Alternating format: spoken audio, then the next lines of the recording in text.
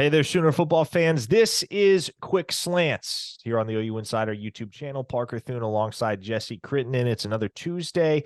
Another look at Brent Venables' weekly press conference and all of the information that it dredged up. And there's a lot to get to here. There is a lot to get to, especially in the aftermath of two losses, a lot of very public criticism of a variety of figures involved with the program, most specifically Jeff Lebby from the fan base after the Bedlam loss. But I think where we start is the clip, the soundbite that everybody is buzzing about. And in and of itself, it's pretty harmless. But Brent Venables pulled a Bill Belichick earlier today. Yeah, Brent, I was listening to your coach's show last night, and I heard you say that you probably felt like you maybe had a Rolodex of better plays on that fourth. Yeah, we're on to West Virginia now.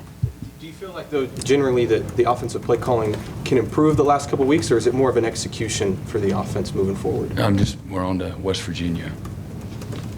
They've done a pretty good job. I think they've got a great body of work. You look at it offensively, you're still number one in the conference in scoring. That is the name of the game there. And first in the conference in total yards, first in the conference in passing. They've obviously made a lot of good decisions. And, I think we're top 10 in the country and on third downs, first in the conference in third downs. So they've done a really, really nice job. They've protected the passer really well, one of the best in college football. So. Now, Jesse, I think it's pretty undeniable at this point that this was easily, and I want to use the right word here, most everyone that was in attendance today would concur that Brent Venables has not been near that testy, if you will, in any press conference thus far this year. You could tell he was a little bit bothered by some of the narratives that have followed his team over the last couple of weeks. Yeah, definitely. But at the same time, it was really interesting to contrast his response to that question about that 4th and 5 against Oklahoma State, the play that, Oklahoma couldn't come up with that ended the game. It was interesting to contrast that with his answer on the coach's show on Monday, where he explicitly said they had a Rolodex of better plays they could have utilized there. So while there are certainly narratives, there's a lot of fan reaction and things like that, I think it's also hard to deny that he's clearly not fully happy with the way play calling and the offense has been the last couple of weeks either. So I think it's one of those, it's where it's like he's saying a lot by not saying very much. It's an interesting dynamic there. And another instance in this press conference where it seemed that Brent maybe got a little bit defensive was later on. And it was easy to understand why, because this was on the tail end of maybe 3 or 4 consecutive questions where he had basically been asked, hey, how do you go about fixing XYZ issue? So he's hearing a lot more negativity than the opportunity to praise some of the standout individual performers like Kip Lewis and Robert Spears Jennings that have excelled the last couple of weeks. But Brent Venables was asked about penalties and how the Sooners can clean them up. And this was that exchange from earlier today. Just wanted to follow up on some of the penalty stuff. You guys have been the most penalized team in the Big 12. Have you been noticing some recurring problems? Well, the last 2 weeks, again, being on the road, is something that's common. And, but that's, we were pretty dang good going into prior to the Kansas game, and then not so good coming out of the last 2 weeks. When it comes to penalties, I feel like a lot of us on the outside associate it with coaching and not asking you to throw any of your players under the bus or anything, but like, what is the balance there between you can coach up discipline, but then, it's up to the players as well. Like when it comes to playing disciplined football and not getting penalized, where's that balance? Everybody has ownership, but it starts and ends with the coaches, So, Coach Venables has he's an undisciplined coach, and the players are playing undisciplined. And until you get it righted, that's fair. That's fair, Shoot the arrows, and our job is to fix it. All right, Jesse, so where do you shoot your arrow? Is this more a player's thing or a coach's thing?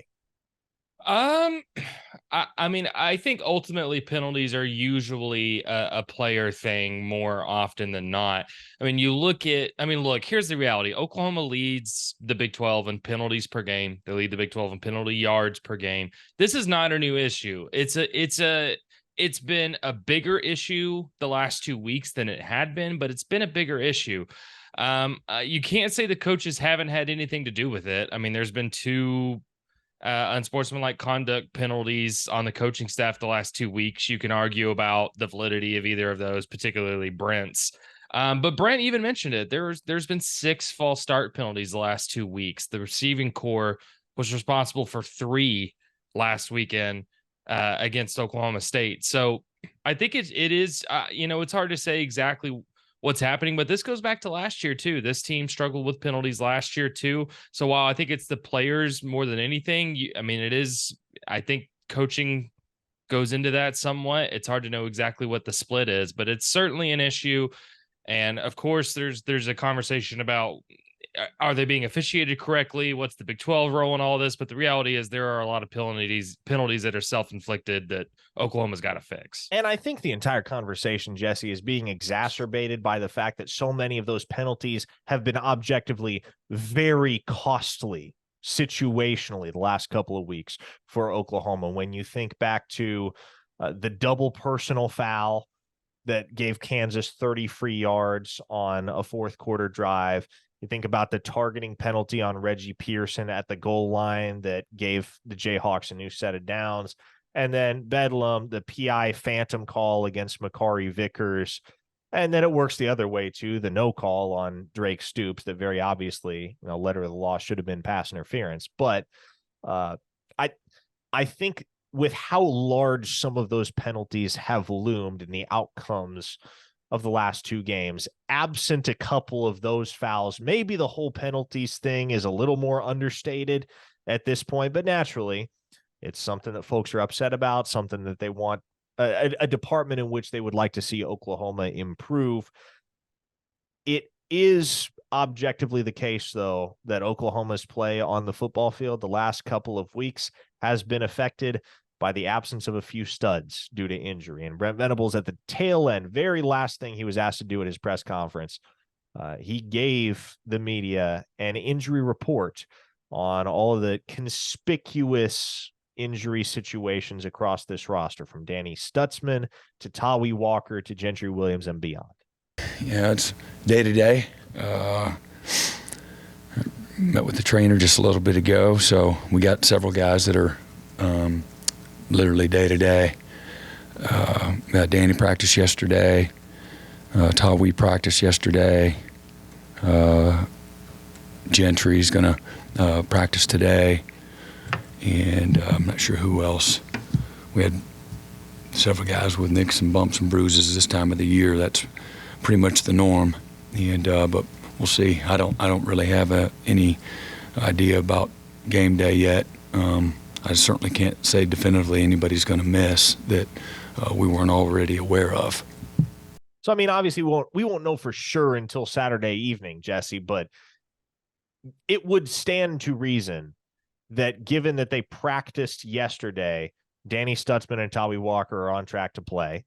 And given that Gentry Williams is set to practice with the team again this afternoon, he's on track to play as well. Yeah, I think based on what Brent Venables said, I'd be surprised if any of that top 3 he mentioned wouldn't play this weekend. I think the thing I'm more curious about this weekend is less about whether Danny Stutzman will play. So I think it was pretty clear he almost played on Saturday. So, I mean, I think he'll play against West Virginia. I think that's less of a question and more about who's going to be playing middle linebacker next to him. Because not to throw anybody under the bus, but the play of Jaren Kanak has not been very good the last 3 weeks, and Kip Lewis has been really, really good the last 2 weeks. He started and played all but 2 snaps yesterday. Kobe McKenzie has been good. It's encouraging to think that, there's less of a question about Danny Stutzman's availability and more about who will be alongside him on the field. Well, hand up here. I was as guilty as anyone last year. This time on the calendar, I was going, where is Jaren Kanak? Why isn't Jaren Kanak playing more? Why aren't they at least giving Jaren Kanak a try at linebacker? Maybe what we've seen with Jaren Kanak over the last 3 weeks is to a certain degree representative of where he was last year as a true freshman. And it all goes back to the fact that in general, the coaches know a lot more than you and I or the fans do, Jesse. And the coaches have taken some flack. Jeff Lebby has caught the brunt of the heat. Where do you stand on the whole Lebby discourse? And I know we've talked about it on a couple of podcasts, Jesse, but I guess let me phrase it this way. What needs to happen this weekend against West Virginia that will give you confidence Jeff Lebby has this offense progressing in the right direction once again? I think things just need to be simpler. I think against Oklahoma State, and I've told you this, but I thought there were really good moments offensively, and there were bad moments, and not all the bad moments were on Lebby or the coaching staff. Brent Venables even made sure to mention it today. He said more than once that if you're wide open, you've got to catch the ball, and I don't think that was out of nowhere. That did happen a couple of times on Saturday.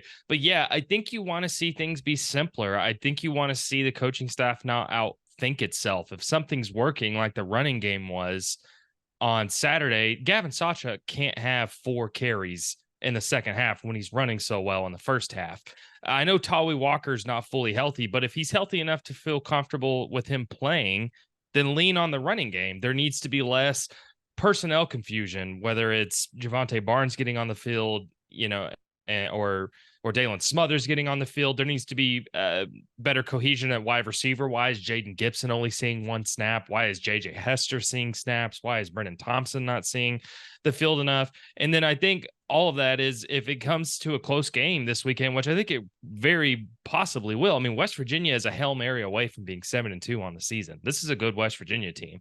If this comes down to the end, you'd like to see OU to be a little bit more cohesive. That's really been the problem, is when there's been opportunities late in games to make plays and either win the game or extend a lead, they haven't done them. So I think all that's really what I'm looking for. I don't think it's all Jeff Lebby, but I certainly understand the frustration. It's been disjointed. There's been a lot of confusion, and I think you want to see things be a little bit simpler this weekend. Well, and I will go back to an observation I made in my post-game mailbag Sunday, which is that Oklahoma's issues offensively, and I think the issues that people have with the way that Jeff Lebby has done his job the last couple of weeks, those issues are situational rather than systemic. And situational issues are a lot easier to fix than systemic issues. Now, they can be just as costly, and we've seen that the last 2 weeks. So by no means am I trying to diminish the issues that have contributed to Oklahoma losing these last 2 football games.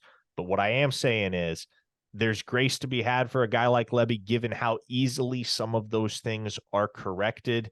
And you would hope, especially against a good West Virginia team, if it comes down to it and Oklahoma needs a drive to go win late in the game, or even just to put the game out of reach, that Lebby's going to be able to stick to what works. And that's been my biggest criticism of him the last couple of weeks. He just hasn't stuck with what has worked for whatever reason. I think what works for Oklahoma has been pretty blatantly obvious to anybody that's been watching the games.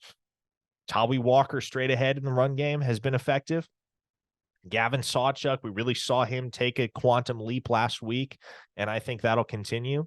Then you got to get Dylan Gabriel pushing the ball down the field. And I'm not saying 50-yard shots on every play, but throwing downfield beyond 5 yards, heck, even beyond the line of scrimmage. There have been so many plays for Oklahoma this year that have started behind the line of scrimmage. Too many, in my opinion. So that's where I think some of the criticism of Lebby is derived from. And needless to say, the Sooners offense needs to get some of those issues corrected, or the noise is just going to get louder and louder and louder. That's going to do it for this installment of Quick Slants on the OU Insider YouTube channel. Hit that subscribe button if you haven't already. And hey, if you're not a member over at OUinsider.com, now's a great time to jump on board, because this weekend is huge. OU basketball is underway. We've got you covered on that front. Obviously, we're going to have game coverage, the Oklahoma Drill podcast, the OU Insider live stream on Wednesday night, the Under the Visor pregame podcast on Friday. all at your disposal. And on the VIP side on the site, you're going to get a ton of team and recruiting nuggets. 2 huge offensive line visitors expected in town this weekend for Oklahoma as they make an effort to put the finishing touches on their 2024 signing class. So we hope to see you over there. We will definitely see you back next week, one way or the other, for another installment of Quick Slants here on the OU Insider YouTube channel. For Jesse Crittenden, I'm Parker Thune. Take it easy, everybody.